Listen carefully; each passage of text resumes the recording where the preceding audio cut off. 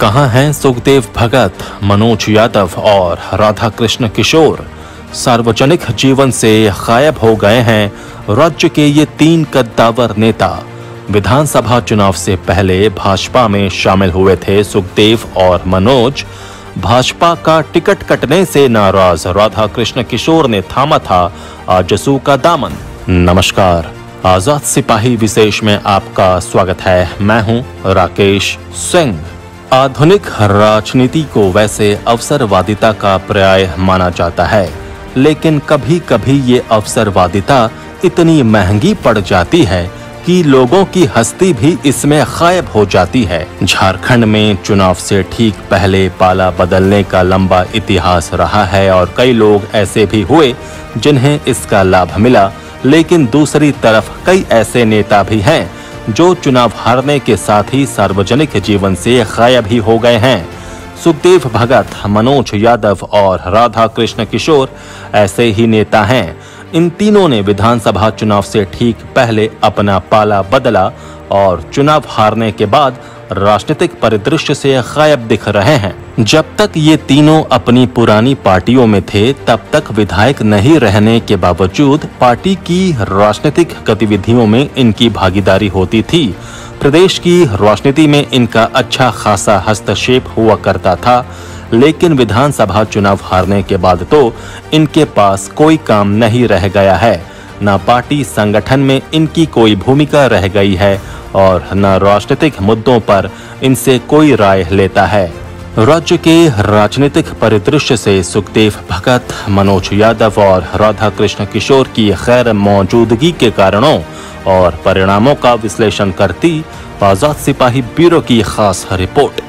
आधुनिक ओलंपिक के जन्मदाता पियरे द कौबर्टीन ने कहा था कि ओलंपिक खेलों में पदक जीतने से अधिक महत्वपूर्ण इसमें भाग लेना होता है। ये बात कमोबेश आधुनिक राजनीति और चुनावी मुकाबले के लिए भी कही जाती है। लेकिन झारखंड के कम से कम तीन कद्दावर नेताओं के बारे में यदि कहा जाए कि उनके लिए केवल जीतने का ही महत्व है, तो ये अतिशयोक्ति नहीं होगी। हम बात कर रहे हैं सुखदेव भगत, मनोज यादव और राधा कृष्ण किशोर की। पिछले साल विधानसभा चुनाव से ठीक पहले 23 अक्टूबर को सुखदेव भगत और मनोज यादव ने कांग्रेस छोड़ भाजपा का दामन थाम लिया था, क्योंकि ये पुरानी पार्टी से नाराज हो गए थे। उस समय इन दोनों ने कहा था कि वे भाजपा की नीतियों सिद्धांतों से प्रभावित होकर पार्टी में शामिल हुए हैं। राधा कृष्ण किशोर भाजपा का टिकट नहीं मिलने से नाराज हो गए और उन्होंने आजसू का दामन थाम लिया। भाजपा ने सुखदेव भगत को लोहरदगा और मनोज यादव को बरही से विधानसभा चुनाव में उतारा भी, लेकिन जनता ने इन्हें वोट नहीं दिया। उधर राधा कृष्ण किशोर को भी आजसू ने छतरपुर से मैदान में उतारा, लेकिन वो भाजपा उम्मीदवार से पार नहीं पा सके। इस तरह इन तीनों का विधानसभा तक पहुंचने का सपना भी टूट गया। लेकिन एक नेता के चुनाव हारने के बाद इस तरह सीन से गायब होना सहज नहीं प्रतीत होता है। आमतौर पर चुनाव हारने के बाद नेता अपने इलाके में 2 गुने जोश से सक्रिय होते हैं, ताकि अगले चुनाव तक स्थिति सुधर सके। ऐसे सैकड़ों उदाहरण हैं जो लगातार 5 साल तक क्षेत्र में बने रहे और बाद में सफल हुए।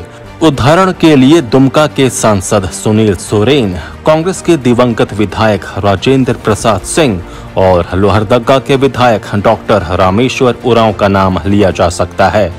सुनील सोरेन तो लगातार 2 चुनाव हारने के बावजूद क्षेत्र में बने रहे और तीसरी बार में उन्हें सफलता मिली। उसी तरह राजेंद्र बाबू और डॉक्टर रामेश्वर उरांव ने चुनाव हारने के बावजूद लोगों से संपर्क बनाए रखा और चुनाव जीतने में सफल हुए। लेकिन सुखदेव भगत, मनोज यादव और राधा कृष्ण किशोर चुनाव हारने के बाद से कहीं नजर नहीं आ रहे हैं। कोरोना काल में भी लोहरदगा, बरही और छतरपुर में उनकी मौजूदगी का कोई निशान नहीं मिला। उनकी पार्टियों में भी उनके लिए कोई जगह नहीं बची।